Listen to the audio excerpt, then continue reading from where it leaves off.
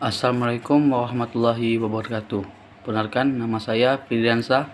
Saya dari jurusan Teknik Perawatan Mesin Industri. Baiklah, saya akan presentasikan singkat mengenai beberapa perkakas tangan. Yang pertama, kunci Inggris. Kunci Inggris berfungsi menjadi alternatif penolong ketika ukuran, mur atau baut tidak sesuai dengan kunci ring atau kunci pas yang sudah dipunyai.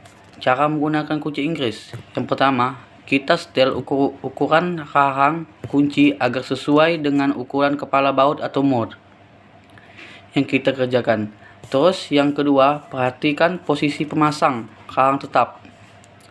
Dan yang terakhir, gerakan tangkai kunci Inggris dengan cara menarik untuk membuka atau mengencangkan kepala baut ataupun mur.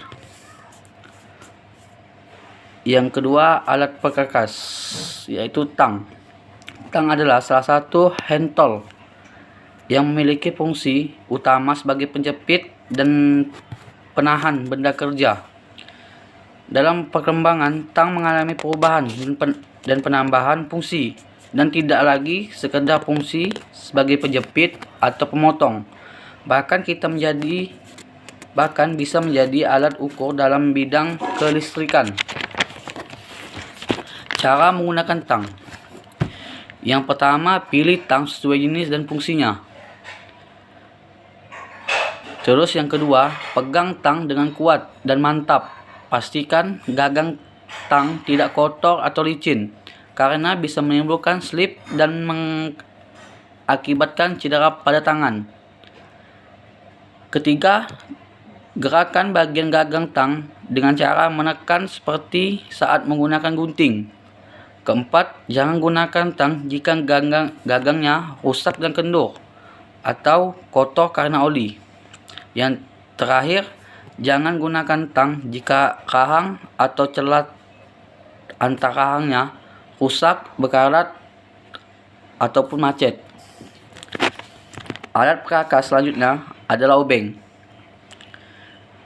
Obeng dapat digunakan untuk memasang dan melepaskan pengencang-pengencang seperti baut dan sekrup.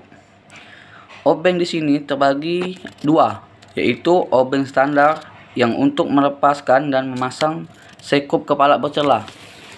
Yang kedua, obeng Phillips, yaitu untuk melepaskan dan memasang sekrup celah kembang. Cara menggunakan obeng di sini, yang pertama, pilihlah obeng dengan ukuran yang sesuai dengan sekrupnya. Terus yang kedua, tahan mata obeng dengan satu tangan dan arahkan ujung ujung celah dengan tangan lainnya. Peganglah obeng pada posisi tegak lurus dengan sekrup. Dan yang terakhir, putarlah obeng dengan kuat dan mantap untuk melepaskan sekrup. Alat perkakas yang keempat ialah kunci pas. Kunci pas berfungsi untuk mengencangkan atau melepaskan baut atau mur. Untuk mengidentifikasi jenis dan ukuran kunci pas. Cara menggunakan kunci pas. Yang pertama, pilih kunci pas sesuai ukuran baut dan mur. Terus yang kedua, pasang kunci pas hingga rahang sepenuhnya mencengkam kepala baut atau mur untuk menghindari rahap slip atau terlepas. Yang ketiga, tarik kunci pas ke arah Anda atau kebalikannya untuk melepaskan atau mengencangkan baut mur. Yang keempat, hindari menggunakan kunci yang rahangnya retak, rusak, aus, dan bundar karena bisa menimbulkan slip dan melukai tangan Anda. Dan yang terakhir, hindari juga kunci pas kotor atau licin karena dapat menimbulkan cedera jika terlepas dari genggaman. Alat perkakas yang keempat, yaitu kikir. Kikir adalah alat perkakas tangan yang berguna untuk mengikir benda kerja. Kegunaan kikir pada kerjaan penyayatan untuk meratakan dan menghaluskan suatu benda. Cara menggunakan kikir ialah yang pertama, berdirilah dengan posisi nyaman, kira-kira membuat sudut 30 derajat terhadap rahang sumbu. Terus yang kedua, genggam genggam gagang kikir dengan salah satu tangan, dan tangan yang satunya stabilkan kikir, dan yang tarik gagang kikir menyilang terhadap permukaan benda. Kerja dengan arah yang benar.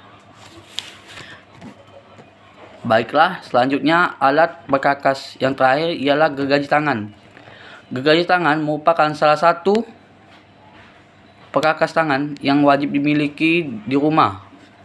Fungsi dari gergaji ini adalah untuk memotong dan membelah kayu dengan jalur urat searah. Pada mata gergaji, kayu tidak bisa diganti, namun bisa diasah menggunakan kikir segitiga. Cara menggunakan gergaji tangan: yang pertama, beri garis yang akan digergaji, terus yang kedua, beri tekanan ringan pada awal pengergajian. Yang ketiga, mulailah dari sisi depan dengan posisi gergaji menukik dengan kemiringan sedang. Yang keempat, tekanan yang diberikan saat gergaji didorong ke depan, dan yang terakhir, tekanan dikurangi saat gergaji yang ditarik mundur. Sekian presentasi saya. Mohon maaf jika ada kata-kata salah. Saya Ari. Wabillahi taufiq wal hidayah. Wassalamualaikum warahmatullahi wabarakatuh. Salam vokasi.